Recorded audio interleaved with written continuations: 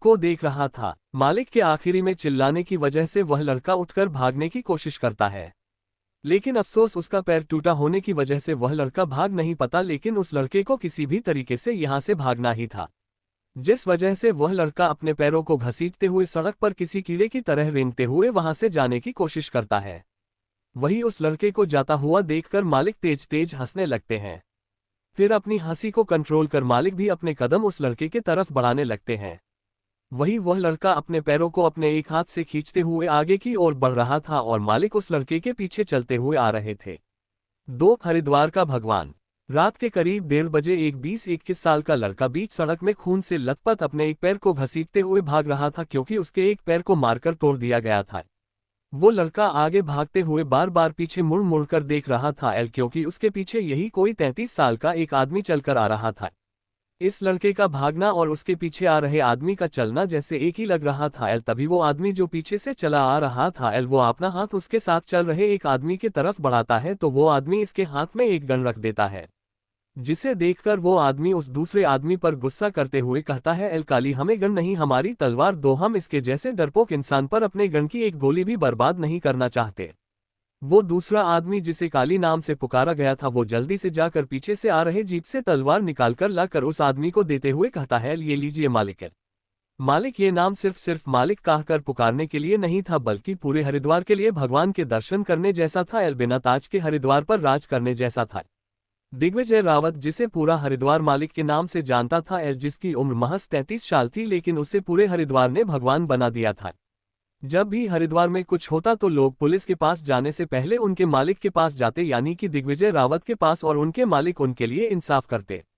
अभी रात के 1:30 बजे भी हरिद्वार के भगवान यानी कि मालिक बीच सड़क पर उस लड़के को भगा भगा कर जो मार रहे थे, वो उनका एक लड़की के लिए किया इंसाफ ही था। मालिक के पीछे से आती जीप की रोशनी में सड़क पर पड़े मोटे से डंडे को उठाकर उस लड़के को फेंक कर मारते हैं, जो सीधे जाकर उस लड़के के पीछे गर्दन पर लगता है, जिससे वो तिलमिलाकर चीखने लगता है, और वो लड़का डंडा लगने से मुंह के बल नीचे गिर जाता है। मालिक उसके पास चलकर आते हैं और उस लड़के के सामने खड़े हो जाते हैं। मालिक के उस लड़के के पास खड़े होने से काली जीप से एक फोल्ड करने वाली कुर्सी लाकर मालिक के सामने रख देता है। मालिक कुर्सी में अपने एक पैर के ऊपर दूसरा पैर चढ़ाकर बैठ जाते हैं और कुछ देर तक उसके लड़के को देखने लगते हैं। फिर अचानक झटके से उस लड़के के मुंह को पकड़कर दबाते हुए कहते हैं, बोल तुझे क्या चाहिए, प्यार या तेरी जिंदगी। लड़का मालिक की कही बात सुन वो लड़का उनसे भीख मांगते हुए कहता है, मालिक मुझे माफ कर दीजिए, मुझसे गलती हो गई, मैं दोबारा ऐसा नहीं करूंगा, प्लीज मालिक मुझे माफ कर दीजिए। माफी किस बात की, बोल हम तुझे माफी किस बात की दे। मालिक उस लड़के के मुंह को और जोर से दबाने लगते हैं, जिससे उसके मुंह से खून निकलने लगता है और मालिक के हाथ को गंदा करने लगता है। बोल हम तुझे किस बात की माफी दे, मालिक गरजते हुए पूछते हैं। उनकी खून को सुखा देने वाली गर्जन सुन वो लड़का डर से कांपते हुए तोते की तरह बोलने लगता है, मैंने आज रात के 9 बजे एक लड़की जिसे मैं पिछले कई सालों से पसंद करता था, उसे मैंने कई बार प्रपोज भी किया, लेकिन उस लड़की ने हर बार मुझे ये कहकर रिजेक्ट कर दिया कि वो मुझसे प्यार नहीं करती। इसलिए मुझे गुस्सा आ गया, और आज जब वो अपने काम से वापस अपने घर जा रही थी, तब मैंने उसे बीच रास्ते पर रोककर उसके चेहरे पर तेजाब फेंकने की धमकी की, वो मुझे हाँ कह दे, लेकिन उसके बाद भी उसने मुझे हाँ नहीं कहा, जिससे मुझे और गुस्सा आ गया और मैंने उसके चेहरे पर तेजाब फेंककर उसका चेहरा बर्बाद कर दिया। ये तेरा प्यार था कि अगर लड़की ने तुझे नहीं अपनाया तो तू उस पर तेजाब फेंककर उसका चेहरा और उसकी जिंदगी दोनों खराब कर दे। गुस्से से चीखते हुए मालिक कहते हैं, और उस लड़के को जोर से लात मारते हैं, जिससे वो लड़का मालिक से कुछ दूर जाकर गिरता है।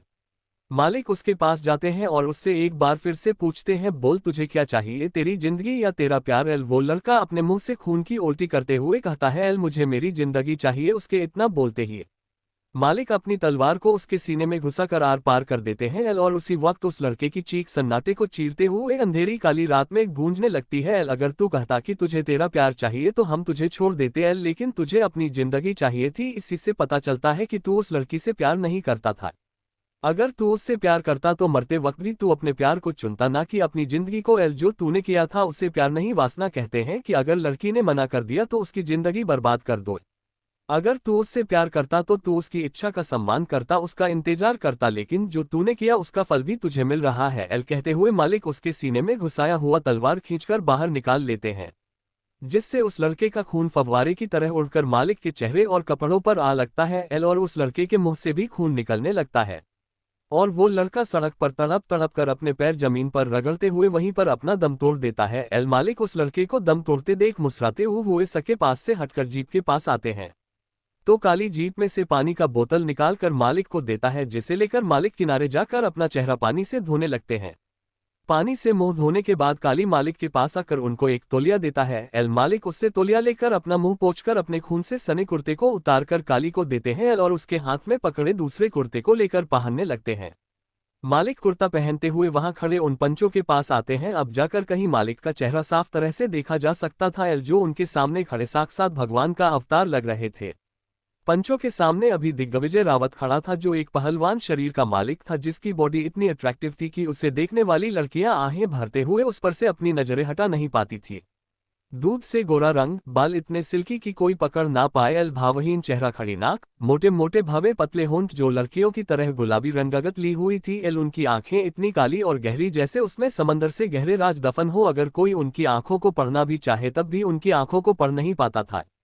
मालिक जैसे पंचों के सामने खड़े होते हैं वैसे ही एक आदमी उनके आगे अपना हाथ जोड़ते हुए कहता है, धन्यवाद मालिक, आपने हमारी बेटी को इंसाफ दिया, आपका बहुत बहुत धन्यवाद। एल आप हमारे भगवान हैं एल, और आप हमेशा अपने भक्तों की रक्षा करते हैं, उनके लिए इंसाफ करते हैं एल, आप बिल्कुल अपने पिता जैसे हैं। नहीं, हम अपने पिता जैसे नहीं हैं, हम दिग्विजय रावत हैं और आप लोगों के लिए आपके मालिक हैं एल। हम हमारे पिता जैसे इसलिए नहीं है क्योंकि वो अपने दुश्मनों को भी माफ कर दिया करते थे, इसलिए उनकी जान उनके दुश्मनों ने ले ली थी, लेकिन हम अपने दुश्मन को हमारे आगे खड़े होने के काबिल ही नहीं रहने देते एल। तो हम कैसे हुए अपने पिता की तरह एल? वो पांचों लोग जो मालिक के सामने खड़े थे वो उनका चेहरा ही देखते रहते हैं।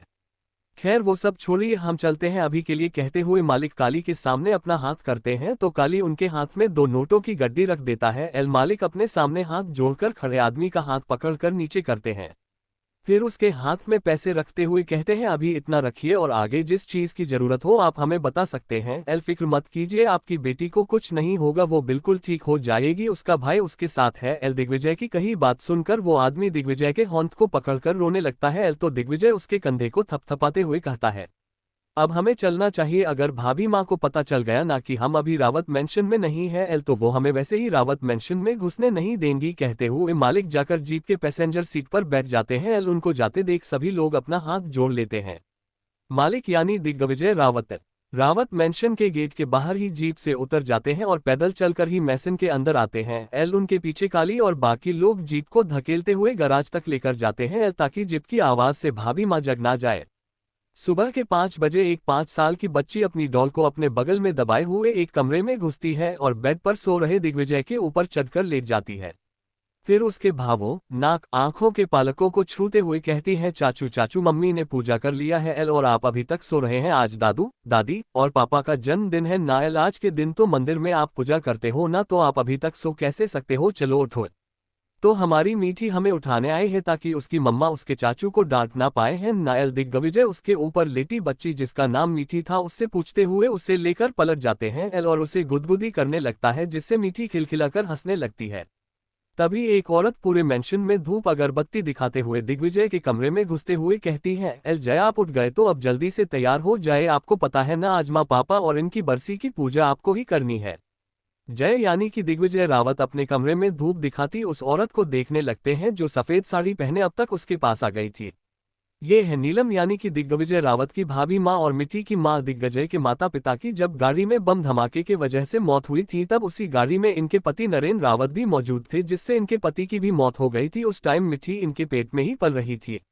भाभी माँ दिग्विजय के कपड़े उसके वार्डरोब से निकलते हुए उससे पूछती है, जय क्या कल रात को आप और काली कहीं बाहर गए थे क्या? भाभी माँ की बात सुन दिग्विजय मीठी की डॉल की चोटी करते हुए पिछले रात उसने क्या किया था सोचते हुए मुस्कुरा देते हैं एल और बेड से उठते हुए भाभी माँ के पैर छूते हुए कहता है, भाभी माँ बस इतना समझ लीजिए कि कल रात हम अपनी बहन को उसके साथ हुई नाइंसाफी का इंसाफ करने गए थे। कौन है वो, जाने कहाँ है? भाभी माँ की बात सुन दिग्विजय मीठी की डॉल की चोटी करते हुए पिछले रात उसने क्या किया था सोचते हुए मुस्कुरा देते हैं एल और बेड से उठते हुए भाभी माँ के पैर छूते हुए कहता है, भाभी माँ बस इतना समझ लीजिए कि कल रात हम अपनी बहन को उसके साथ हुई नाइंसाफी का इंसाफ करने गए थे। दिग्विजय की बातों पर भाभी माँ दिग्विजय के सर पर अपना हाथ रखकर मुस्कुरा देती हैं एल और दिग्विजय से कहती हैं कि आप इसी तरह हर बहन को उसका हक दिलाते रहिए। तभी दिग्विजय भी उठता है और मुस्कुराकर भाभी माँ को देखता है एल भाभी माँ दिग्विजय को उसके हाथों में उसके कपड़े दे देती है। उस कपड़े को दिग्विजय लेकर बाथरूम में चला जाता है। वही दिग्विजय के बाथरूम में चले जाने के बाद भाभी माँ दिग्विजय के बाथरूम के बंद दरवाजे को देखते हुए एक लंबी सांस लेकर खुद से ही कहती है, भाभी माँ अंडरस्को भगवान करे कि आपको भी आपकी जीवन संगिनी जल्दी मिले, ताकि आपके जीवन में जो अधूरापन और बेरंगी छाई हुई है उसे आपकी जीवन संगिनी पूरी कर दे। हम इतना तो जानते हैं जय कि आपने इशिका के साथ रिश्ता जोड़ा नहीं है, बस समझौता किया है। आपके दिल में चाहत है धरा के लिए, लेकिन वो आपको मिल नहीं सकती। ये जानते हुए भी आप धरा को अपने दिल से निकाल नहीं पा रहे हैं। हम बस भगवान से यही दुआ करेंगे कि आपकी जिंदगी में कोई ऐसी लड़की आए जो आपको समझे और आपको वो प्यार दे जो आपके सुनी जिंदगी को खुशियों से भर दे। इतना कहकर भाभी माँ अपने सर को उठाकर भगवान की तरफ देखती है और अपने हाथों को जोड़ लेती है। फिर भाभी माँ मीठी को देखती है और उसके पास जाकर मीठी को अपनी गोद में उठाकर रूम से चली जाती है। तो आइए मिलते हैं खनक त्रिपाठी से। सुबह के 6 बजे तेज बारिश हो रही थी और हमारी खनक अपने बदन पर चादर लपेटे अंगड़ाई लेते हुए बेड से उठकर अपने कमरे के बालकनी के पास आती है और चादर को खोलकर दोनों हाथों से इधर उधर खींचते हुए बारिश में भीगते हुए गाना गाना शुरू करती है।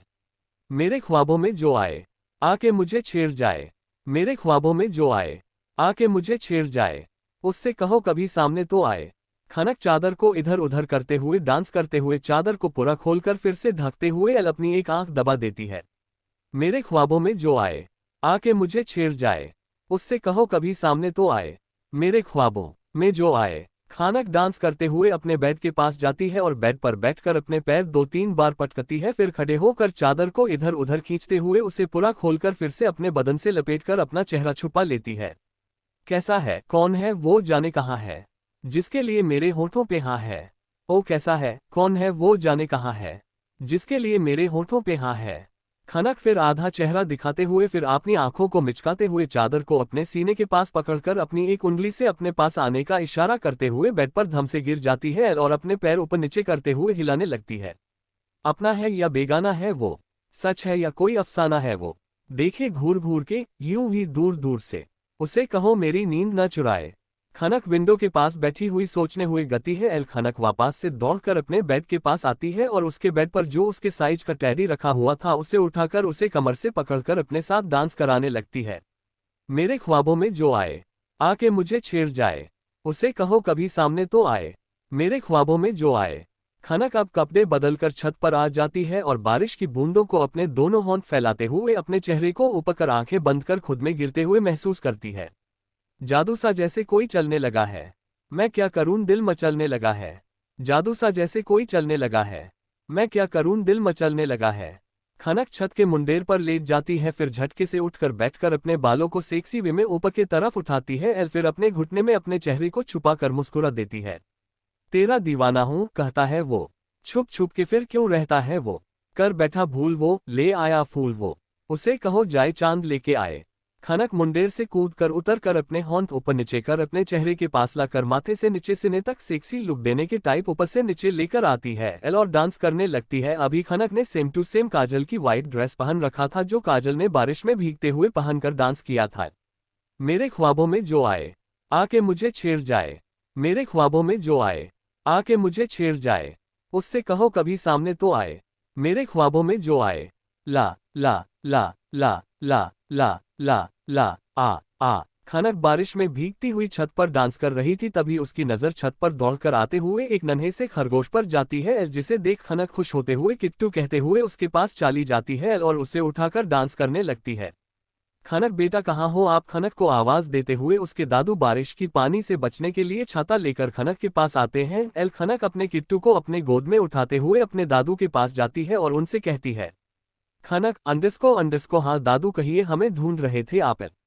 तो ऐसी है हमारी खनक। खनक त्रिपाठी, बड़ी बड़ी काजल से सनी आंखें, सुर्ख गुलाबी होंठ, सुराही सी पतली गर्दन, रंग बर्फ से सफेद, लंबे घने बाल जो कुछ बाल बारिश में भीगने के कारण खनक के चेहरे पर चिपककर उसके चेहरे को चूम रही थी। तो ऐसी है हमारी खनक। खनक के दादू महेंद्र त्रिपाठी अंडरस्को खनक बेटा हमने नाश्ता बना दिया है, आप नाश्ता कर लेना ठीक है, और आप अपना ख्याल रखना, हम चलते हैं। कहकर खनक के दादू छत से नीचे जाने लगाते हैं तो खनक उनका होंठ पकड़कर रोकते हुए कहती है, पर दादू आपकी तबीयत खराब है, आज मत जाए ना। हम ठीक है खनक बेटा, और आज तो हम बिल्कुल भी छुट्टी नहीं कर सकते हैं, पता है क्यों। खनक अपने दादू के कहकर रुकने पर उनसे पूछती है, क्यों दादू, आप ही बता दीजिए कि आपकी इतनी तबीयत खराब होने पर भी क्यों छुट्टी नहीं कर सकते आप।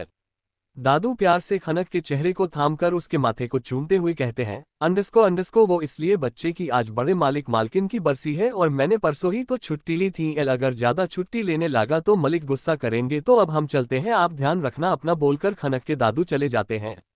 खनक दादू को जाते हुए देखते हुए अपने किट्टू से बात करने लगाती है। खनक अपने किट्टू से बातें करते हुए, तुम्हें पता है किट्टू, हमें लगता है कि दादू के जो मालिक हैं ना वो बहुत खड़ूस होंगे, इसलिए दादू छुट्टी करने से डरते हैं। कहते हुए खनक अपने कमरे में आकर किट्टू को नीचे छोड़कर कबर्ड से अपने कपड़े निकालकर लेकर बाथरूम में चली जाती है।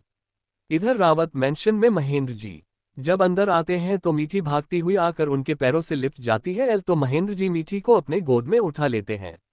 महेंद्र जी मीठी से, अंडस्को क्या हुआ बेटवा, आप भाग क्यों रही है? मीठी अपनी मीठी सी जुबान में कहती है। मीठी, अंडस्को बड़े दादू जी, मम्मी मुझे दूध पिलाने के मेरे पीछे भागा रही है, लेकिन हमें नहीं पीना, छी गंदा दूध है।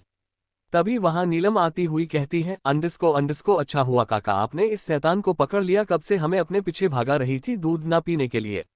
अपनी मम्मी की उसकी शिकायत महेंद्र जी से करने पर कहती है मीठी, अंडस्को हमें दूध नहीं पीना, दूध गंदा होता है, दूध से शक्ति मिलती है। नीलम के कहने पर मीठी नीलम को जीभ निकालकर चिढ़ाने लगती है।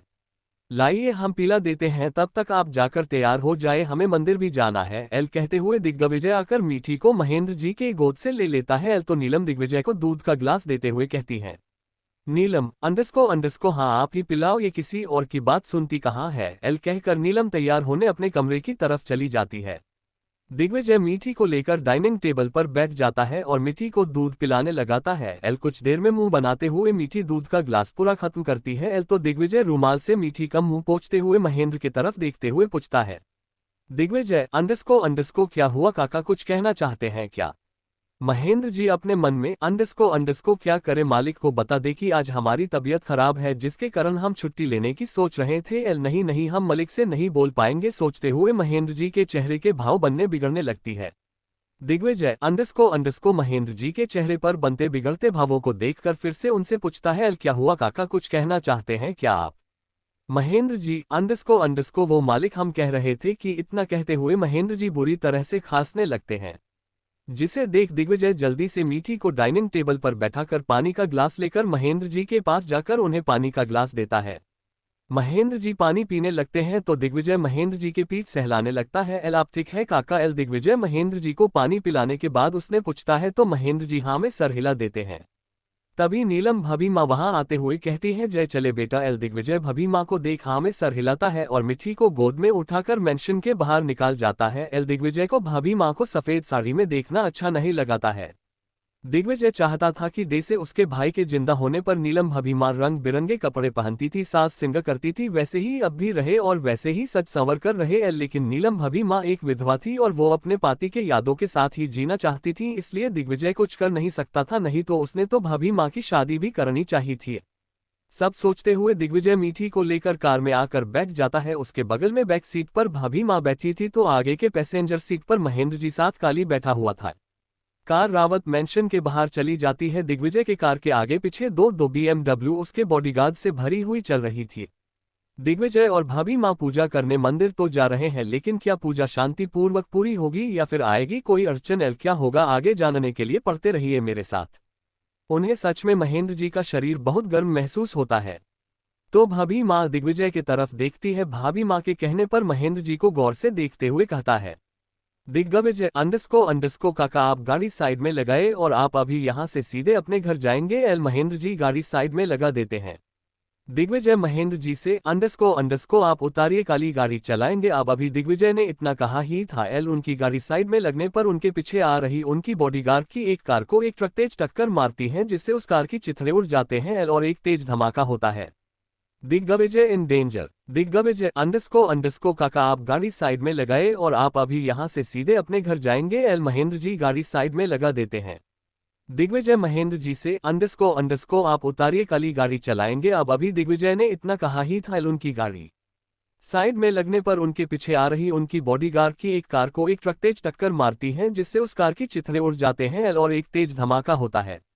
धमाका इतना तेज हुआ था कि सबके कान के पर्दे ही फट जाए। इधर दिग्विजय की गाड़ी में भाभी माँ मीठी को अपने सीने से लगा लेती है और दिग्विजय अपने कान बंद कर सर को नीचे झुका लेता है। काली और महेंद्र जी का भी यही हाल था।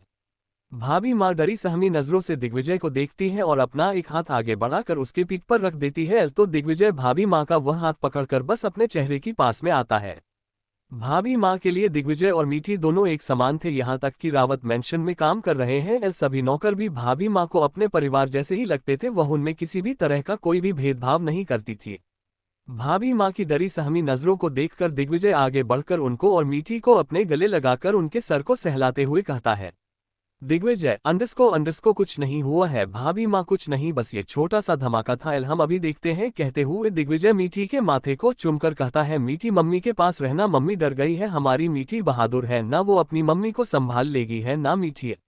दिग्विजय के कहने पर मीठी हाँ में अपनी गर्दन हिलाते हुए कहती है, एल मीठी बहादुर है, मम्मी का ख्याल रखेगी। एल मीठी की मीठी सी बातें सुनकर दिग्विजय कार से बाहर निकल जाता है। एल उसके साथ ही काली भी कार से बाहर आता है।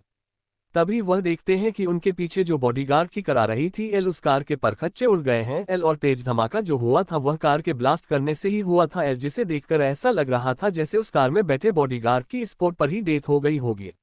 अभी दिग्विजय और काली उस ब्लास्ट हुए कार की तरफ देख ही रहे थे कि उन्हें अपने पीछे से तेज हॉर्न की आवाज सुनाई देती है। एल जब दोनों ही उस ओर मुड़कर देखते हैं तो एक तेज रफ्तार से आती हुई कार भाभी माँ के कार की तरफ ही आ रही थी, जिसे देखकर दिग्विजय भाभी माँ जोर से महेंद्र काका कार हटाए चिल्लाता है। महेंद्र जी जो कार में ही बैठे हुए पीछे की ओर देख रहे थे। जैसे ही वह दिग्विजय की आवाज सुनते हैं और तेज हॉर्न की सुनाई देती है तो वह आगे की ओर देखते हैं।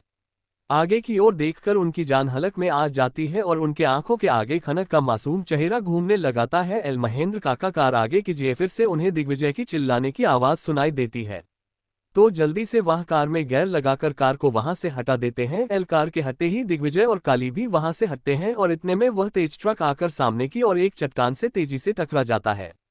महेंद्र जी ने जो कार हटाई थी वह जाकर एक पोल से टकरा जाती है, जिससे महेंद्र जी का सर स्टीयरिंग से जाकर टकरा जाता है। एल और महेंद्र जी के सर पर हल्की सी चोट लगती है जिससे खून निकलने लग जाता है। एल और महेंद्र जी हल्की बेहोशी में जाने लगते हैं। दिग्विजय और काली भागते हुए कार के पास आते हैं और बैक शीट का डोर ओपन कर देखते हैं तो भाभी माँ मीठी को अपनी गोद में दुबकाए हुए अपना सर नीचे कर बैठी हुई थी। एल उन्हें झटका लगा था लेकिन उन्होंने वक्त रहते अपने हाथ से आगे की सीट को कस के पकड़ लिया था, जिससे उन्हें ज्यादा फर्क नहीं पड़ा था। दिग्विजय जल्दी से भाभी माँ को अपने गले से लगाते हुए कहता, भगवान का शुक्र है भाभी माँ आप ठीक है। एल दिग्विजय मीठी को देखता है तो मीठी भी ठीक थी। एल तभी उसकी नजर आगे बैठे महेंद्र जी पर जाती है, एल जो हल्की बेहोशी में जा चुके थे।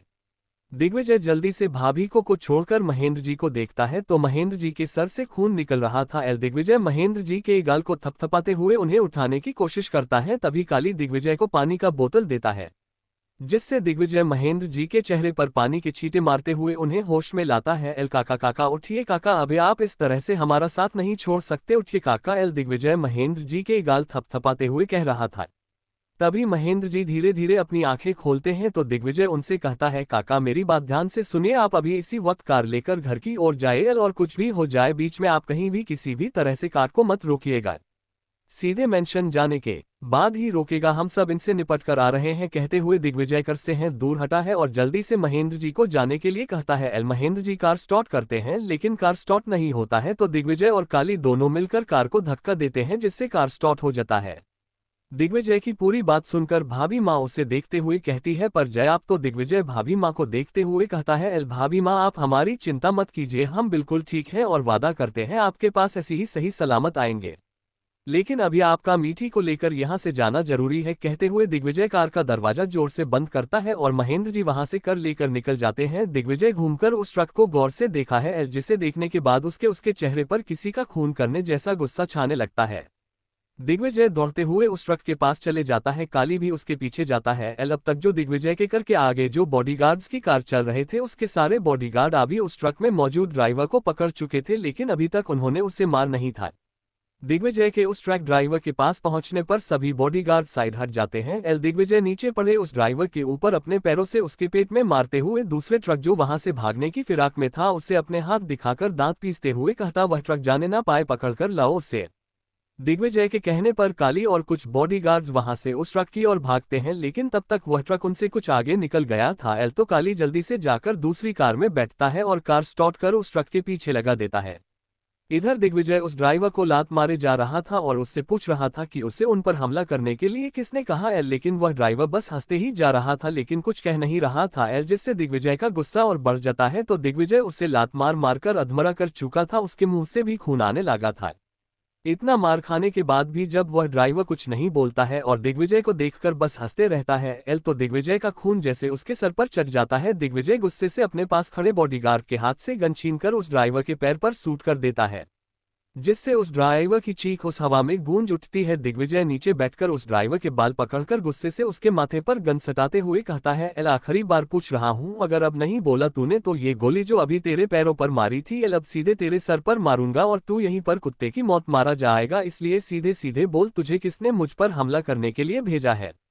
दिग्विजय की जलती हुई निगाह और अपने सर पर लगी बंदूक को देख ड्राइवर थर थर कांपते हुए उससे अपनी अटकती हुई आवाज में कहता है, ठाकुर रघुवीर सिंह ने भेजा था।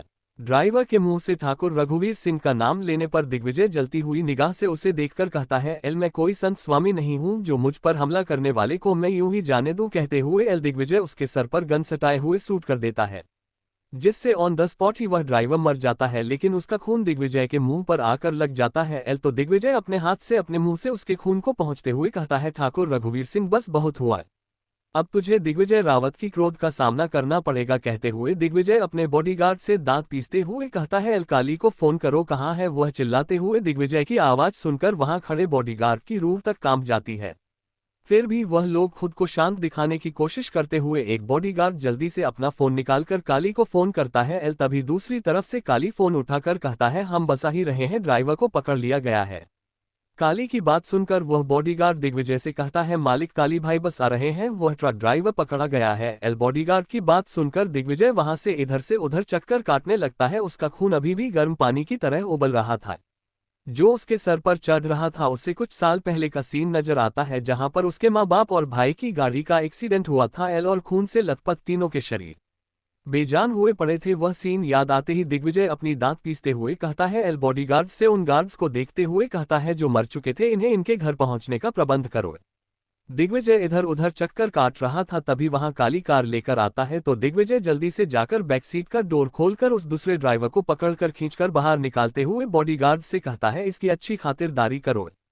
उसके बाद दिग्विजय काली के साइड का डोर खोलता है और उससे बाहर आने के लिए कहता। काली के बाहर आते ही दिग्विजय ड्राइविंग सीट पर बैठ जाता है और गाड़ी स्टार्ट करता है। तो काली जल्दी से जाकर दूसरे साइड से पैसेंजर सीट का डोर खोलकर उसमें बैठ जाता है। दिग्विजय अपने बॉडीगार्ड की तरफ देखते हुए जोर से कहता है, तुम सब घर से गाड़ी मंगवाओ और सीधा घर जाओ, देखो भाभी माँ और महेंद्र काका कैसे हैं। कहकर सेल्फ मारकर दिग्विजय फुल स्पीड में गाड़ी भगाने लगता है। थोड़ी देर में दिग्विजय एक महल के आगे खड़ा था, जिसके सामने ब्लैक बोर्ड पर लिखा हुआ था ठाकुर महल। दिग्विजय उस बड़ी सी गेट पर अपनी कर ले जाकर भिड़ा देता है, जिससे वह लोहा का गेट टूट जाता है और दिग्विजय अपनी कर वैसे ही आगे बढ़ते हुए अंदर ले जाता है। फिर कार से उतरकर गुस्से से उबलते हुए उस महल के अंदर चला जाता है और सामने हॉल में बैठे एक आदमी को उठाकर उसके मुंह पर घुसा मारते हुए कहता है, ठाकुर रघुवीर सिंह मैं तुझे जिंदा नहीं छोड़ूंगा। मैं खामोश था, इसका मतलब यह नहीं कि मैं कमजोर हूं। तूने मेरी खामोशी को मेरी कमजोरी समझकर बहुत बड़ी गलती कर दी है। कभी कभी यह खामोशी तूफान के बवंडर साथ लाती है। आज मैं कहीं बवंडर बनकर तुम्हारे सामने खड़ा हूं। देखो मुझे ठीक से रघुवीर सिंह। कहते हुए दिग्विजय ने रघुवीर सिंह के मुंह पर एक घूसा और मारा। तुम्हें क्या लगा तुम कुछ भी करोगे और मैं चुपचाप बैठकर यह सब तमाशा देखूंगा। 6 साल पहले वाले दिग्विजय रावत ने देखा था। ये दिग्विजय रावत अपने आप में ही एक ऐसा तूफान है जो तुम्हारे इस साम्राज्य को पल भर में उखाड़ कर फेंक सकता है। कहते हुए दिग्विजय उस 50 से 55 साल के उम्र के इंसान रघुवीर सिंह को उसके चेहरे पर घुसा मार रहा था। कौन है ये ठाकुर रघुवीर सिंह और उसका दिग्विजय के माता पिता के मौत से क्या लेना देना है? सब पता चलेगा, सारे राज खुलेंगे। उसके लिए आप सबको आगे के चैप्टर पढ़ने पड़ेंगे। तो चैप्टर पढ़िए और बताइए कि आप लोगों को यह चैप्टर कैसा लगा। खनक गिरी दिग्विजय के ऊपर। कभी कभी यह खामोशी तूफान के बवंडर साथ लाती है। आज मैं वही बवंडर बनकर तुम्हारे सामने खड़ा हूं। देखो मुझे ठीक से रघुवीर सिंह। कहते हुए दिग्विजय ने रघुवीर सिंह के मुंह पर एक घूसा और मारा। तुम्हें क्या लगा तुम कुछ भी करोगे और मैं चुपचाप बैठकर यह सब तमाशा देखूंगा। 6 साल पहले वाले दिग्विजय रावत ने देखा था। ये दिग्विजय रावत अपने आप में ही एक ऐसा तूफान है जो तुम्हारे इस साम्राज्य को पल भर में उखाड़ कर फेंक सकता है। कहते हुए दिग्विजय उस 50 से 55 साल के उम्र के इंसान ठाकुर रघुवीर सिंह को उसके चेहरे पर घुसा मार रहा था। उस वक्त भी तूने ऐसा ही किया था ठाकुर रघुवीर सिंह, लेकिन उस वक्त मैंने तुझे छोड़ दिया था क्योंकि मेरे पास कोई सबूत नहीं थी एल कि तूने ही मेरे माँ बाप को मारा है। लेकिन आज जो तूने हरकत की है इससे मेरी भाभी माँ और मेरी मीठी की जान जा सकती थी एल, और उनकी जान मेरे लिए हर किसी की जान से भी ज्यादा कीमती है। तो अब तू मरने के लिए तैयार हो जा क्योंकि मैं अब तुझे जिंदा नहीं छोड़ने वाला। कहते हुए दिग्विजय ठाकुर रघुवीर सिंह को बुरी तरह से मार रहा था। एल दिग्विजय के मारने से पल भर में ठाकुर रघुवीर सिंह के मुंह से खून बहने लगाता है। एल काली को समझ नहीं आ रहा था कि वो दिग्विजय को रोके तो कैसे रोके। एल उसका गुस्सा देखकर किसी की भी हिम्मत उसे रोकने की नहीं हो रही थी।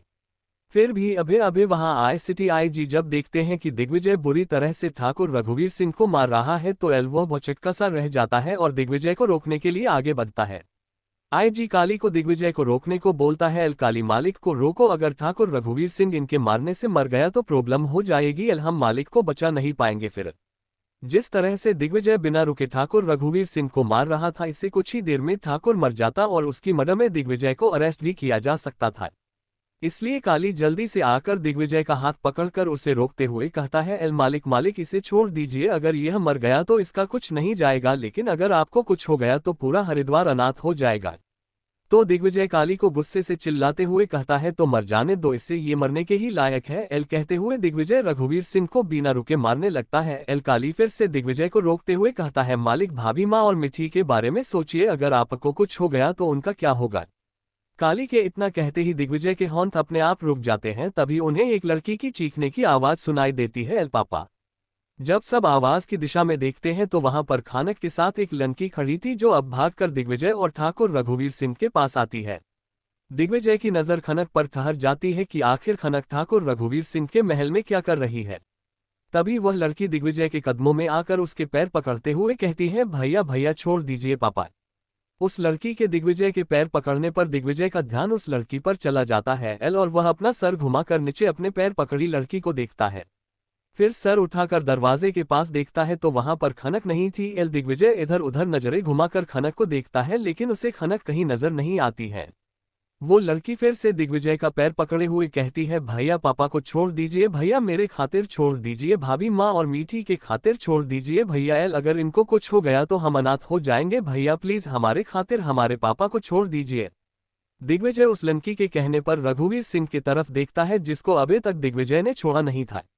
रघुवीर सिंह अधमरा सा दिग्विजय के होंठ में झूल रहा था और उसके मुंह और नाक से खून भी निकलकर दिग्विजय के होंठ को भीगा रहा था। एल दिग्विजय एक झटके में रघुवीर सिंह को छोड़ देता है जिससे रघुवीर सिंह धम से सोफे पर गिर जाता है। एल दिग्विजय उस लड़की को अपने कदमों से उठाकर उससे कहता है, गायत्री आप कह रही है कि इनके मरने से आप अनाथ हो जाएंगी, लेकिन इन्होंने जो आज किया है उससे आज हम अनाथ हो जाते। एल इन्होंने सोचा हमारे बारे में कि अगर भाभी माँ और मीठी को कुछ हो गया तो हम कैसे जिंदा रहेंगे। एल हम अगर कार में अकेले होते तो हमें कोई फर्क नहीं पड़ता, लेकिन अगर आज हमारी भाभी माँ को कुछ हो जाता तो हम फिर से अनाथ हो जाते।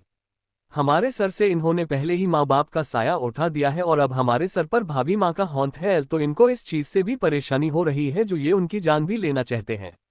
हमने किसी को नहीं मारा, ना तब और नहीं अब। एल हम आपके मामा है दिग्विजय और हम अपनी बहन से बहुत प्यार करते थे एल, और करते हैं। हमने तब भी आपसे कहा था कि हमने असना और जीजा जी को नहीं मारा एल, और आज भी कहते हैं कि हमने आज भी आपको या नीलम मीठी को मारने की कोशिश नहीं की है। एल रघुवीर सिंह अपने उखाड़ी हुई सांस में कहता है।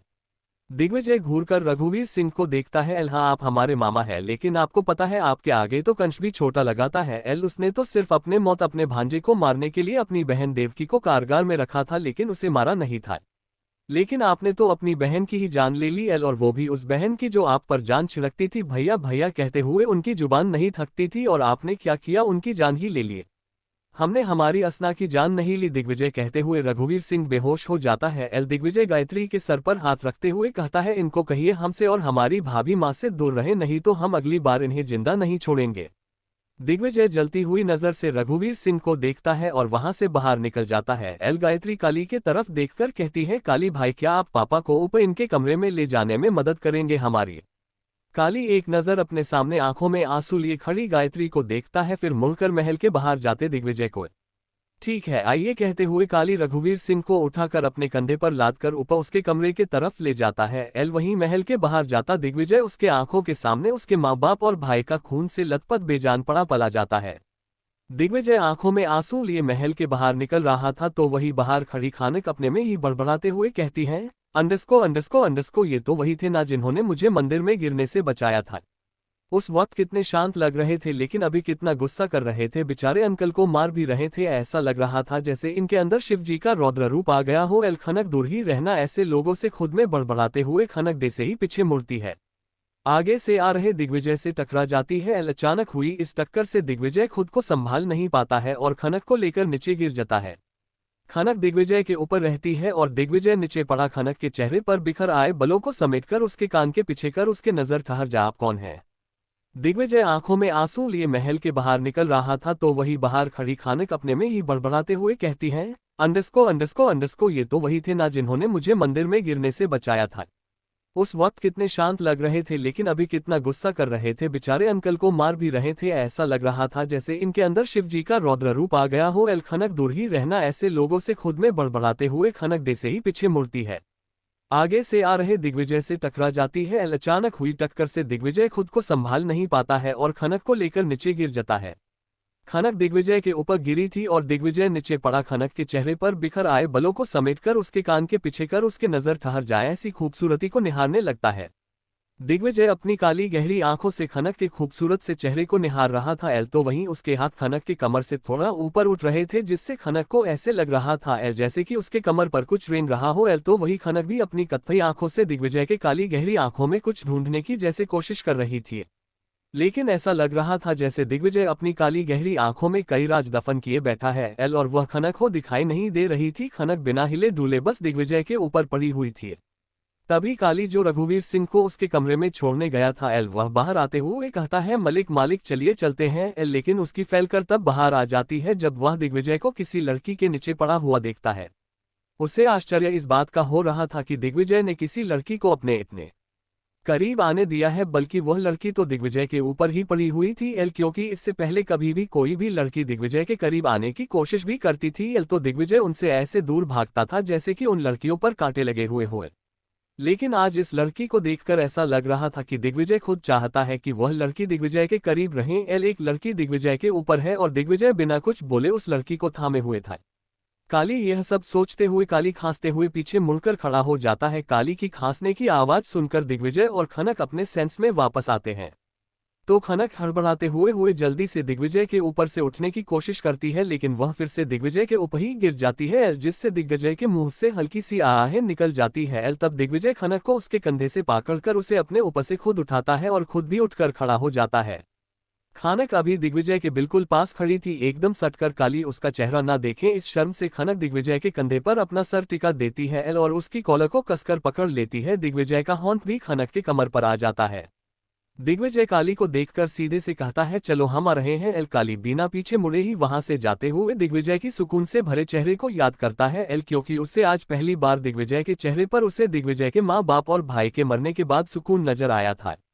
काली खुद से ही कहता है, मालिक आज पहली बार आपके चेहरे पर मुस्कान पाया है जो इतने सालों में कहीं खो सा गया था, और अगर लड़की आपके पास होने पर आपकी जिंदगी में वह सुकून वापस आती है जिससे आप भी खबर हो चुके थे, तो हम इस लड़की को आपकी जिंदगी में लाने की पूरी कोशिश करेंगे। खनक जो दिग्विजय से पूरी तरह से सटी हुई थी और अपनी आंखें बंद कर दिग्विजय के कॉलर को पकड़कर उसमें सिमटी हुई थी। दिग्विजय खनक को देखते हुए धीरे से उसके कान में कहता है, वह चले गए। जैसे ही खनक दिग्विजय की आवाज सुनती है वह झट से दिग्विजय से दूर हटकर खड़ी हो जाती है। तो दिग्विजय उससे आगे बढ़ते हुए पूछता है, आपका नाम क्या है? दिग्विजय के खनक से नाम पूछने पर खनक एक नजर दिग्विजय को देखती है और बिना कुछ कहे महल के अंदर भाग जाती है। खनक का बिना कुछ कहे महल के अंदर भावना दिग्विजय के दिल में एक अनकही टीसी उठाती है, लेकिन दिग्विजय जानता था कि ऐसे अचानक किसी से उसका नाम पूछने पर क्या कोई लड़की उसे सामने से अपना नाम बताएगा।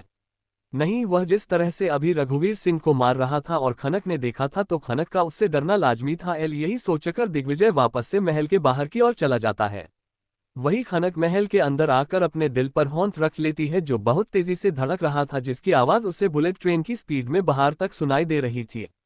खनक खुद को नॉर्मल कर गायत्री को ढूंढने लगती है। खनक गायत्री को ढूंढते हुए रघुवीर सिंह के कमरे तक पहुंच जाती है। खनक रघुवीर सिंह को बेहोश देखकर खनक गायत्री के पास जाकर उसके पास बैठकर उससे पूछती है, खनक अंडरस्को अब अंकल कैसे है? गायत्री खनक को देखते हुए नम आंखों से रघुवीर सिंह को देखकर कहती है, अंडरस्को पापा अभी बेहोश है। खनक, तुमने डॉक्टर को बुलाया, वो कब तक आ रहे हैं? एल गायत्री, डॉक्टर को कॉल कर दिया है, उन्होंने कहा है कि वह कुछ देर में पहुंच जाएंगे। खनक और गायत्री बिना कुछ बोले रघुवीर सिंह को देख रही थी। एल खनक के मन उठता है कि वह दिग्विजय के बारे में पूछे, लेकिन कैसे, उसे यही समझ नहीं आ रहा था। तभी कमरे में डॉक्टर आते हुए गायत्री से पूछते हैं, गायत्री बेटा क्या हुआ, तुमने मुझे इतनी जल्दी में क्यों बुलाया है? गायत्री और खनक डॉक्टर को देख जल्दी से उठकर उनके पास जाकर उनसे कहती हैं, अंडरस्को डॉक्टर अंकल, पापा को देखिए न, ये बेहोश हो गए हैं। हाँ मैं देखता हूँ, कहते हुए डॉक्टर आगे बढ़कर रघुवीर सिंह के बेड के पास जाकर उन्हें चेक करते हैं और अपने मेडिकल किट से एक इंजेक्शन निकालकर रघुवीर सिंह के बाह पर लगाते हुए कहते हैं, एल मैंने इंजेक्शन दे दिया है, इन्हें कुछ देर में होश आ जाएगा। डॉक्टर प्रिस्क्रिप्शन में कुछ लिखकर गायत्री के तरफ बढ़ाते हुए कहते हैं, ये कुछ दवाई है जो इनको देनी जरूरी है, तो तुम इन्हें मांगा लेना, मैं चलता हूँ। एल गायत्री हाँ में सर हिलाती है तो डॉक्टर वहां से चले जाते हैं। गायत्री और खनक दोनों रघुवीर सिंह के पास बेड पर बैठ जाते हैं। एल तो खनक थोड़ा हिचकते हुए गायत्री से कहती है, एल गायत्री तुमसे एक बात पूछे। गायत्री कुछ देर खनक की शक्ल को देखती है, फिर कहती है, अंडरस्को हाँ पूछो। खाना एक लंबी गहरी सांस लेती है, उसके बाद गायत्री की तरफ देखते हुए पूछती है, वह कौन थे जो अभी यहाँ आए थे और उन्होंने अंकल को क्यों मारा? गायत्री खनक का सवाल सुनकर कुछ देर रघुवीर सिंह को देखती है, फिर खनक की तरफ बिना देखे ही उससे कहती है, एल वह हमारे भाईसा थे, एल हमारे दिग्विजय भाईसा, एल हरिद्वार के मालिक, एल फूफा जी बुआ और बड़े भाईसा के मरने के बाद दिग्विजय भाईसा कभी हमारे घर नहीं है, और आज आए भी तो फिर उसी गलतफहमी को लेकर जिन्होंने हम दो परिवारों को अलग कर दिया था। एल भाईसा को लगता है कि पापा ने बुआ सा, फूफा जी और बड़े भाईसा की जान ली है। गायत्री बोलती जा रही थी और हमारी खनक थी जो बिना कुछ सुने दिग्विजय के ख्याल में खोई हुई थी। एल खनक अपने मन में, तो ये है हरिद्वार के मालिक, एल हमारे दादू के मालिक इतने गुस्से वाले हैं, तभी तो दादू लिव लेने से डरते हैं। इधर जब दिग्विजय रावत पेंशन वापस आता है तो मीठी उसे देखकर दौड़कर जाकर उसकी गोद में चढ़ जाती है और उससे कहती है, चाचू देखो ना, मम्मा रो रही है। दिग्विजय मीठी को गोद में लिए उसके गाल को चूमते हुए कहता है, एल मम्मा रो रही है और आपने उन्हें चुप नहीं कराया, चलो हम दोनों मिलकर उन्हें चुप करवाते हैं। दिग्विजय मीठी को गोद में लेकर भाभी माँ के कमरे की तरफ चला जाता है। एल कमरे में आकर देखता है तो भाभी माँ एक कोने में फंस पर बैठी रो रही थी। दिग्विजय भाभी माँ को यूं रोता देख मीठी को गोद से नीचे उतार कर भाभी माँ के पास चला जाता है और उनके कंधे पर अपना हाथ रखता है तो भाभी माँ सर उठाकर दिग्विजय को देखती है, फिर उसके गले लग और रोने लगती है। भाभी माँ रोते हुए, आज के दिन ही हमने आपके भाई और माँ पापा को खोया था, आज उस धमाके के बाद हमें ऐसा लग कि हमने आपको भी खो दिया है। एल दिग्विजय भाभी माँ के सर को सहलाते हुए धीमे से कहता है, एल हम बिल्कुल ठीक है भाभी, देखिए हमें। भाभी माँ सर उठाकर दिग्विजय को देखती है, फिर से उसके गले लग जाती है। तभी काली कमरे के अंदर आते हुए दिग्विजय के कान में कुछ कहता है एल, जिसे सुनकर अभी जो भाभी माँ और मीठी की वजह से दिग्विजय का गुस्सा कुछ कम हुआ था वो फिर से बढ़ने लगता है। ऐसी खूबसूरती को निहारने लगता है। एल कर दीजिए, अगर हमें कुछ हो गया तो हमारी खनक को कोई देखने वाला नहीं है एल, इसलिए हमारे जीते जी हम अपनी खनक का हाथ पीले कर देना चाहते हैं। कौन है ये दिव्यांश राठौड़ और क्यों कराना चाहता है ये दिग्विजय से दुश्मनी? और महेंद्र जी, खनक की शादी जिससे कराना चाहते उससे हो पाएगी खनक की शादी? पायल का शोर। महेंद्र जी और कुलकर्णी जी इतनी बातें करने के बाद फोन रख देते हैं। महेंद्र जी खुश होते हुए अपने दोनों हाथ जोड़कर ऊपर देखते हुए भगवान से कहते हैं, एल भगवान जी यह रिश्ता हमारी खनक के लिए कर दीजिए, अगर हमें कुछ हो गया तो हमारी खनक को कोई देखने वाला नहीं है एल, इसलिए हमारे जीते जी हम अपनी खनक के हाथ पीले कर देना चाहते हैं। कुलकर्णी जी से बात करने के बाद महेंद्र जी खनक को फोन करते हैं और उसे घर जल्दी आने के लिए कहते हैं। कुछ आधे एक घंटे के बाद खनक घर वापस आ जाती है, लेकिन जब वह महेंद्र जी के सर पर पट्टी बंधी हुई देखी है तो रोने लगती है और महेंद्र जी के गले लग उनसे पूछती है, खनक अंडस्को दादू ये क्या हो गया आपको, आपके सर पर चोट कैसे लग गई? महेंद्र जी खनक के गाल को छूते हुए कहते हैं, हम ठीक हैं, हमारी बच्ची बस छोटा सा एक्सीडेंट हो गया था एल, उसी में हमें यह इतनी सी चोट आ गई है एल, बस बाकी सब ठीक है। लेकिन खनक बेटा, हमें आपसे एक जरूरी बात करनी है, आप हमारी बात मानेंगे? अपने दादू की कही बात सुनकर खनक उनसे कहती है, हाँ दादू क्यों नहीं, हम क्यों नहीं मानेंगे आपकी बात, आज तक हमने आपकी कोई बात टाली है। महेंद्र जी खनक को अपने पास बेड पर बैठते हैं और उससे कहते हैं, खनक आज हमने अपने एक दोस्त को हमारे घर बुलाया है एल। खनक मुस्कुराते हुए, ये तो अच्छी बात है ना दादू, हम अभी उनके नाश्ते पानी का इंतजाम करते हैं। खनक इतना कहकर उठकर जाने लगती है। तभी महेंद्र जी उसका हाथ पकड़कर वापस से उसे बेड पर बिठाते हुए कहते हैं, खनक बेटे पहले हमारी पूरी बात सुन लीजिए बेटा, उसके बाद जाएगा एल। खनक वापस से अपने हाथ चलते हुए कहती है, अच्छा ठीक है बाबा, हम आपकी पूरी बात सुनने के बाद ही यहाँ से उठेंगे, चलिए बताइए एल। तो जल्दी से, ऐसी क्या बात हो गई, हमारे दादूजी इतने परेशान लग रहे हैं एल। कहते हुए खनक अपने दोनों हाथ उठाकर महेंद्र जी के गाल को पकड़कर खींचने लगते हैं। महेंद्र जी खनक के हाथ अपने गाल से हटाते हुए उससे कहते हैं, खनक हम मजाक नहीं कर रहे हैं बेटा, पहले हमारी बात सुनिए आप एल। आप खनक जब देखती है कि महेंद्र जी सीरियस है तो वह भी चुपचाप बैठ जाती है और अपना सर नीचे झुका लेती है। महेंद्र जी खनक को इस तरह देखकर उससे कहते हैं, बेटा हमने आज अपने जिस दोस्त को घर पर बुलाया है वह यूं ही नहीं आ रहे हैं एल, वह हमारे घर आपका रिश्ता अपने भतीजे के लिए लेकर आ रहे हैं एल। इतना सुनते ही खनक झटके से अपना सर उठाकर महेंद्र जी को देखने लगती है एल और उनसे पूछती है, खनक अंडरस्को लेकिन दादू अभी तो हमारी उम्र सिर्फ 21 साल है, इतनी जल्दी हमारी शादी आप क्यों करना चाहते हैं एल, और अभी ही तो हमने आगे पढ़ने के लिए कॉलेज में एडमिशन लिया है। खनक की बात, इतनी जल्दी आप हमारी शादी क्यों करना चाहते हैं। सुनने के बाद महेंद्र जी भी खनक के सामने बैठ जाते हैं एल और उससे कहते हैं, बेटा आज जो हमारा एक्सीडेंट हुआ है उसमें हमें बहुत चोट आई है, ये तो भगवान का शुक्र है एल कि इसमें हमारी जान नहीं गई एल। जैसे ही खनक महेंद्र जी के मुंह से इतना सुनती है, जल्दी से उनके मुंह पर अपना हाथ रखते हुए कहती है, खनक अंडरस्को नहीं नहीं दादू ऐसा नहीं कहते, आपको पता है ना हमारा आपके सिवा और कोई नहीं है, अगर आपको कुछ हो गया तो हमारा क्या होगा, आपके बिना आप ही हमारे लिए सब कुछ है, हमारे माँ बाप, हमारे फ्रेंड, हमारे सब कुछ है। महेंद्र जी मुस्कुराते हुए, बस बेटा इसीलिए तो हमने कुछ सोचा है आपके लिए, कहते हुए महेंद्र जी खनक को बताना स्टार्ट करते हैं। महेंद्र जी अंडरस्को बेटा, हमारे जो फ्रेंड है कुलकर्णी जी, उन्हें आप उनके भतीजे के लिए पसंद थी एल, ये बात उन्होंने हमें कई दिन पहले बताई थी, लेकिन तब हमने उन्हें साफ मना कर दिया था एल कि हम आपकी शादी नहीं करना चाहते। लेकिन बेटा आज आप देख रहे हैं ना, अगर हमें कुछ हो गया तो बच्चे आपका इस दुनिया में हमारे सिवा कोई नहीं है, और हम अपने जीते जी आपकी शादी कर देना चाहते हैं, ताकि अगर हमें कुछ होता है एल तो भी हमें इस बात का डर नहीं रहेगा एल कि हमारी बच्ची अकेली है, बल्कि हमें इस बात की खुशी होगी कि हमारी बच्ची एक महफूज हाथों में है एल, कोई है जो आपको हमारे जाने के बाद संभाल सके, आपका ख्याल रख सके। खनक पूरी बात सुनने के बाद अपने जगह से उठते हुए महेंद्र जी से कहती है, पर दादू हमारी पढ़ाई, हम जो डॉक्टर बनना चाहते हैं उसका क्या होगा। महेंद्र जी अंडरस्को हाँ बेटे, हमने इस बारे में भी सोचा है, और जब वह लोग आएंगे तो हम सबसे पहले यही बात करेंगे कि क्या वह लोग आपको आगे पढ़ने की इजाजत देंगे एल। अगर वह हाँ कहते हैं तो ही हम इस रिश्ते के लिए उनसे आगे की बात करेंगे, अगर ना कहते हैं तो हम उनसे वहीं पर मना कर देंगे।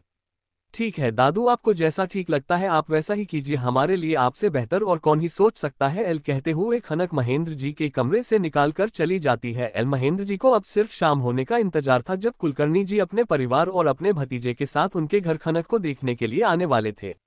वहीं दूसरी तरफ दिग्विजय के बॉडीगार्ड्स की अंतिम संस्कार की सारी विधि की तैयारी हो चुकी थी एल, और उन्हें शमशान घाट में अंतिम विधि के साथ अंतिम संस्कार की जा रही थी। दिग्विजय खुद भी इसमें शामिल था एल, और उसके साथ काली अग्नि, और दिग्विजय के साथ जो लंबी चौड़ी कद घाटी वाला इंसान था एल, जिसका नाम की सिकंदर था, वह भी दिग्विजय के साथ वही मौजूद था, क्योंकि काली के बाद अगर दिग्विजय की हिफाजत कोई करता था एल तो वह सिकंदर ही करता था, और दिग्विजय की हिफाजत करने में कई बार सिकंदर को अपनी जान पर खेलना पड़ता था।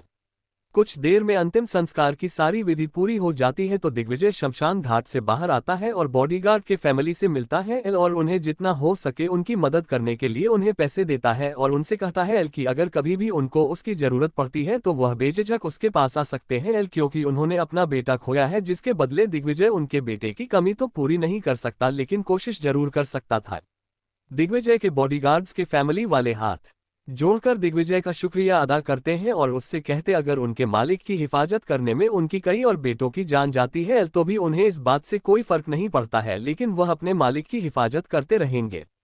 दिग्विजय भी बॉडीगार्ड्स के फैमिली के आगे अपने हाथ जोड़ता है और वहां से अपनी घर की ओर चला जाता है एल। सिकंदर जल्दी से आकर दिग्विजय के लिए बैक सीट का डोर खोलता है एल। दिग्विजय उसमें बैठता है, आगे अग्नि और पैसेंजर सीट पर सिकंदर बैठते हैं, काली दूसरी कार में बैठते हैं और वहां से निकल जाते हैं।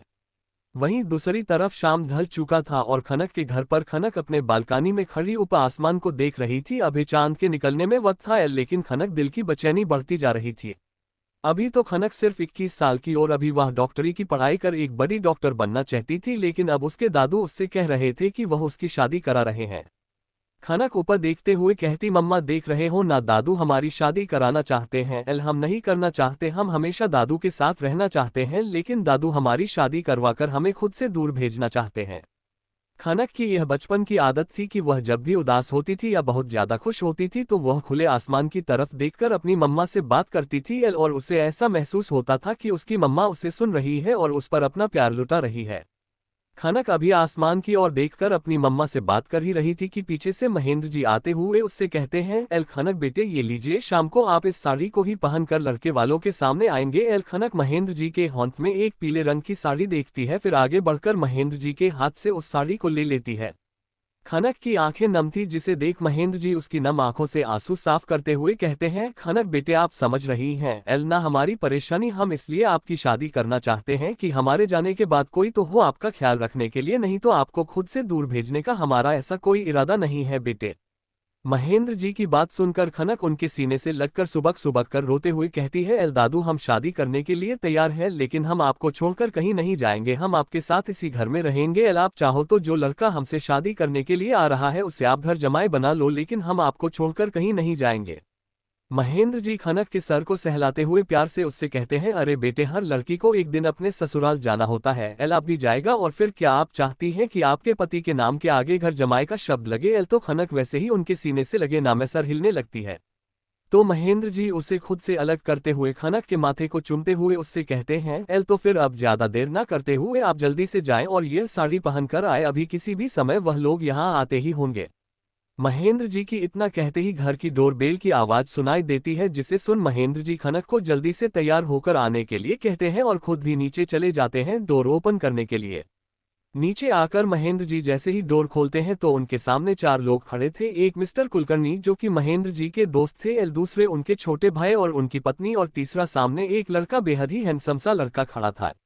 महेंद्र जी दरवाजे से हटते हुए सबको नमस्ते कहकर घर के अंदर आने के लिए कहते हैं। सभी घर के अंदर आ जाते हैं तो वह लड़का आगे आकर झुककर महेंद्र जी के पैर छू लेता है। एल महेंद्र जी उसके सर पर हाथ फेरते हुए उसे आशीर्वाद देते हैं। सभी आंगन की ओर चले आते हैं। एल महेंद्र जी ने सबके बैठने का इंतजाम आंगन में ही कर रखा था।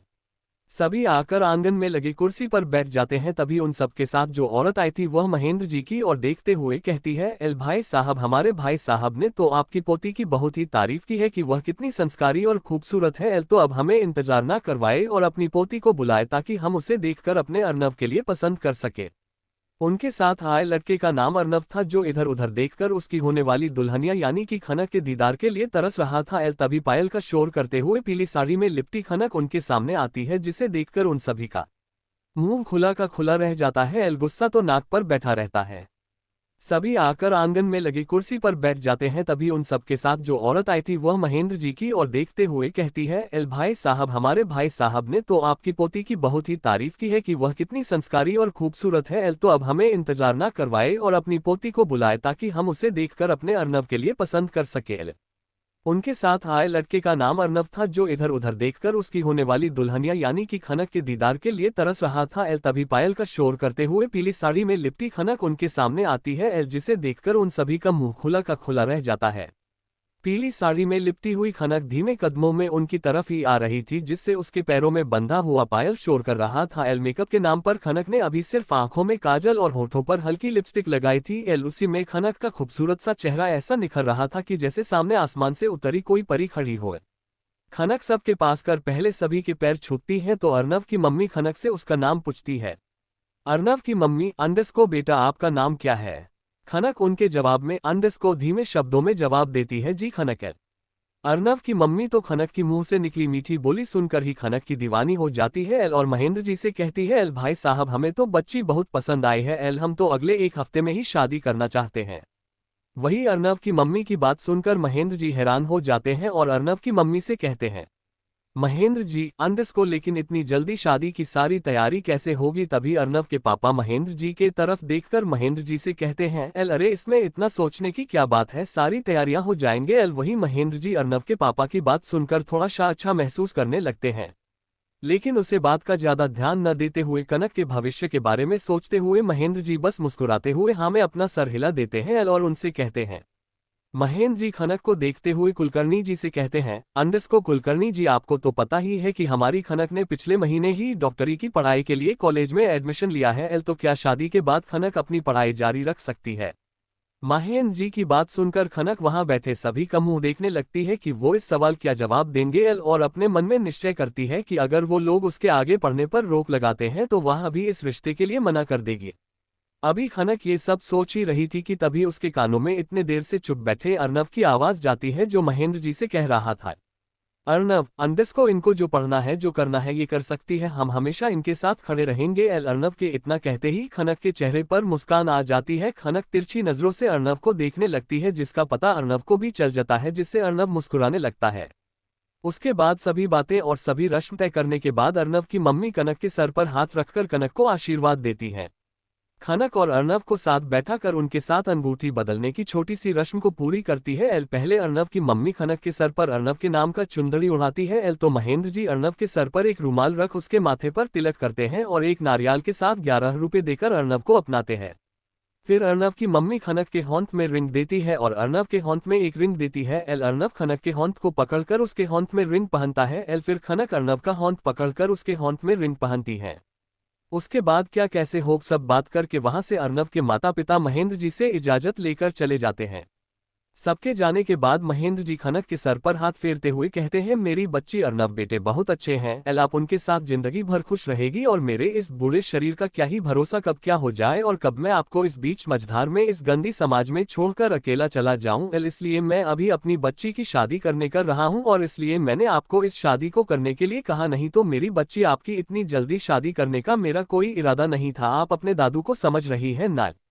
महेंद्र जी की पूरी बात सुनने के बाद खनक के आंखों में नमी उतर आती है। खनक झट से महेंद्र जी के गले लगाते हुए रुवासी आवाज में कहती है, खनक अंडरस्को हाँ दादू, आप जो भी करेंगे मेरे भले के लिए ही करेंगे, इसलिए आपके लिए किसी भी फैसले पर मुझे कोई ऐतराज नहीं है। एल आप जो चाहे मेरे लिए फैसला ले सकते हैं, कभी भी यह मत कहिएगा कि आप हमें छोड़कर चले जाओगे। एल हम आपको हमें छोड़कर कहीं जाने नहीं देंगे। कहते हुए खनक कसकर महेंद्र जी को गले से लगा लेती है। वही महेंद्र जी प्यार से खनक के सर को सहलाते रहते हैं। कुछ देर के बाद महेंद्र जी खनक को खुद से अलग करते हैं और उसके चेहरे को पकड़कर उसके माथे को चूमते हुए कहते हैं, महेंद्र जी अंडरस्को ठीक है, अब जाओ और थोड़ा आराम कर लो और हाँ गायत्री को भी ये बता देना कि अब आप शादी करके दूसरे के घर जाने वाली है। एल खनक मुस्कुराते हुए हाँ में सर हिलाती है और अपने कमरे की तरफ भाग जाती है।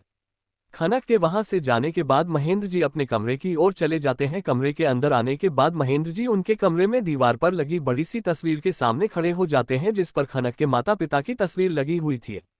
महेंद्र जी खनक के माता पिता के तस्वीर के आगे खड़े थे, उनकी आंखों से आंसू बह रही थी। एल वह अपने हाथ की पिछले हिस्से से अपने आंसू पोंछते हुए कहते हैं, धैर्य धानी देख रहे हैं ना आप, आज हमने आपकी बच्ची धरा जिसे पूरा हरिद्वार खनक के नाम से जानता है उनका रिश्ता पक्का कर दिया है। आप दोनों खुश तो है ना, हम उनकी भलाई के लिए ही यह सब कर रहे हैं। हमारे जीवन का कोई भरोसा नहीं है, इस बुढ़ापे में कब क्या हो जाए और हम अपनी बच्ची को छोड़कर चले जाएं, हमें नहीं पता। आज तक इतने सालों तक हमने अपनी बच्ची को उन राक्षसों से बचाकर रखा है। एल कब कहां से उन्हें हमारी बच्ची के बारे में पता चल जाए और वह उसे नुकसान पहुंचाने आए, एल तो हम क्या करेंगे। इसलिए हम अपने मरने से पहले अपनी बच्ची को एक मजबूत हाथों में सौंप कर जाना चाहते हैं एल, ताकि हमारे बाद वह इंसान हमारी बच्ची का हमसे भी अच्छी तरह से ख्याल रख सके। एल कहते हुए महेंद्र जी आंसू भरे आंखों से सामने लगी धैर्य और धानी की तस्वीर को देखने लगते हैं। अगले दिन से शादी की तैयारियां शुरू हो जाती है। देसे की शादी की शॉपिंग और शादी के कार्ड छपवाना धीरे धीरे सब हो जाता है। बस अब हल्दी मेहंदी की रस्मों के बाद शादी की रस्म ही बची थी। एल महेंद्र जी रात के समय अपने कमरे में बैठे कार्ड पर दिग्विजय का नाम लिखकर रखते हैं, ताकि कल सुबह जाकर वह दिग्विजय को शादी का कार्ड देकर शादी में आमंत्रित कर सकें। दूसरे दिन सुबह का वक्त खिलखिलाती हुई सी हंसी पूरे आंगन में गूंज रही थी। एल अरे अरे किट्टू रुक जाओ, कहाँ जा रहे हो, इधर आओ, देखो हम तुम्हारे लिए ताजे ताजे गाजर लेकर आए हैं। एल और तुम हो कि ताजे गाजर खाना छोड़कर हमें अपने पीछे पीछे भागा रहे हो, इधर आओ किट्टू। किट्टू किट्टू कहती हुई हमारी खनक अपने सफेद कलर के खरगोश के पीछे भाग रही थी। एल खनक का खरगोश जिसका नाम खनक ने बड़े प्यार से किट्टू रखा है, जो उसी की तरह शरारती और मासूम है। खनक अभी बड़ी प्यारी लग रही थी। उसने अपनी बड़ी बड़ी काजल से सनी आंखें, आंखों में आने वाले नई जिंदगी की सपने सजी हुई थी। एल लंबे घने बाल जो खुले लहरा रहे थे, एल और कुछ बाल जो हवा से उड़ने के कारण खनक के चेहरे को चूम रही थी और खनक किट्टू को पकड़ने के लिए उसके पीछे भाग रही थी। खनक बेटा कहाँ हो आप, खनक को आवाज देते हुए महेंद्र जी खनक के पास आते हैं। एल खनक अपने किट्टू को अपने गोद में उठाते हुए महेंद्र जी के पास जाती है और उनसे कहती है, खनक अंडरस्को हाँ दादू कहिए, हमें ढूंढ रहे थे आप। एल खनक के दादू महेंद्र जी अंडरस्को हाँ बेटा, आपकी शादी का कार्ड जो हमने कल मालिक का नाम लिख कर रखा था, एल वह कार्ड जरा हमें ला कर दो, हम आज मालिक को वह कार्ड देकर आपकी शादी में आमंत्रित करेंगे। एल और उनसे 1 हफ्ते की छुट्टी और मांग लेंगे। महेंद्र जी खनक को पीछे घुमाकर उसके खुले बालों को बांधते हुए कहते हैं, ठीक है दादू, हम अभी लेकर आते हैं, ये लीजिए, तब तक आप हमारे किट्टू को पकड़िए। एल कहकर खनक घर के अंदर चली जाती है। एल जहां बांटे जाने वाले कार्ड के साथ मालिक लिखा नाम वाला कार्ड रखा था, वह मालिक लिखे नाम वाले कार्ड को उठाकर एक कैरी बैग में डालने लगती है।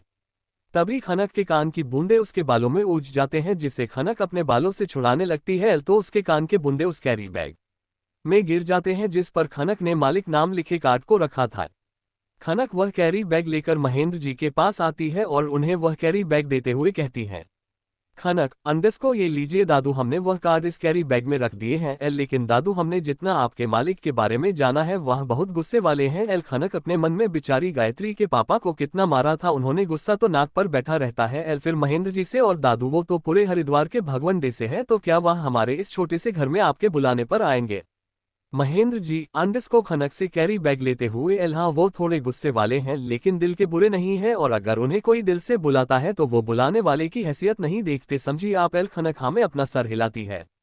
महेंद्र जी अंडस्को, तो अब आप मालिक के बारे में ज्यादा मत सोचिए, ठीक है, आप अपना ख्याल रखना, हम चलते हैं। एल कहकर महेंद्र जी घर से बाहर चले जाते हैं। खनक अपने किट्टू से बातें करते हुए, तुम्हें पता है किट्टू, एक हफ्ते बाद हमारी शादी है, फिर पता नहीं दादू का ख्याल कौन रखेगा। एल हमें तो ये भी नहीं पता कि दादू इतनी जल्दी हमारी शादी क्यों करा रहे हैं, हमें कुछ बताते ही नहीं है दादू। एल सिर्फ कहते हैं आपके लिए जो अच्छा है हम वही कर रहे हैं। खैर छोड़ो, दादू ने हमारी शादी कराने के बारे में सोचा है तो फिर कुछ अच्छा ही सोचकर सोचा होगा। एल चलो हम तुम्हें गाजर खिलाते हैं, कहते हुए खनक किट्टू को लिए किचन की तरफ चली जाती है। इधर रावत मैंशन में महेंद्र जी जब अंदर आते हैं तो मीठी हर रोज की तरह दूध पीने से बचकर भाग रही थी। एल और भागती हुई आकर महेंद्र जी के पैरों से लिपट जाती है। एल तो महेंद्र जी मीठी को अपने गोद में उठा लेते हैं। महेंद्र जी मीठी से, अंडस्को क्या हुआ बीटवा, आप आज भी दूध पीने से बचने के लिए भाग रही है? मीठी अपनी मीठी सी जुबान में कहती है। मीठी अंडस्को, बड़े दादू जी, मम्मी मुझे दूध पिलाने के मेरे पीछे भागा रही है, लेकिन हमें नहीं पीना, छी गंदा दूध है। तभी वहां नीलम आती हुई कहती है, अंडस्को, अच्छा हुआ काका आपने इस शैतान को पकड़ लिया, कब से हमें अपने पीछे भागा रही थी, पता नहीं इसे दूध पीने से क्या दिक्कत है। एल आपको तो पता है इसका रोज का यही ड्रामा है, जब तक हमें अपने पीछे रोज भागा नहीं लेती दूध नहीं पीती है। महेंद्र जी नीलम की बात सुनकर बस मुस्कुरा देते हैं। एल नीलम अंडस्को काका, आज एक हफ्ते बाद आपकी तबीयत कैसी है अब? मीठी, हमें दूध नहीं पीना, दूध गंदा होता है। एल दूध से शक्ति मिलती है। एल नीलम के कहने पर मीठी नीलम को जीभ निकालकर चिढ़ाने लगती है। महेंद्र जी अंडस्को, नीलम से, हम ठीक है बिठवा, लाइए हम पिला देते हैं, तब तक आप जाकर तैयार हो जाए, हमें हॉस्पिटल भी जाना है। कहते हुए दिग्विजय आकर मीठी को महेंद्र जी के गोद से ले लेता है। तो नीलम दिग्विजय को दूध का ग्लास देते हुए कहती है, नीलम अंडस्को, हाँ आप ही पिलाओ, ये किसी और की बात सुनती कहाँ है। एल कहकर नीलम तैयार होने अपने कमरे की तरफ चली जाती है। दिग्विजय मीठी को लेकर डाइनिंग टेबल पर बैठ जाता है और मीठी को दूध पिलाने लगाता है। एल कुछ देर में मुंह बनाते हुए मीठी दूध का ग्लास पूरा खत्म करती है। एल तो दिग्विजय रुमाल से मीठी का मुंह पोंछते हुए महेंद्र की तरफ देखता है तो महेंद्र जी उसे ही देख रहे थे। दिग्विजय अंडस्को, क्या हुआ काका, कुछ कहना चाहते हैं क्या? दिग्विजय महेंद्र जी को अपने तरफ देखते पाकर पूछता है।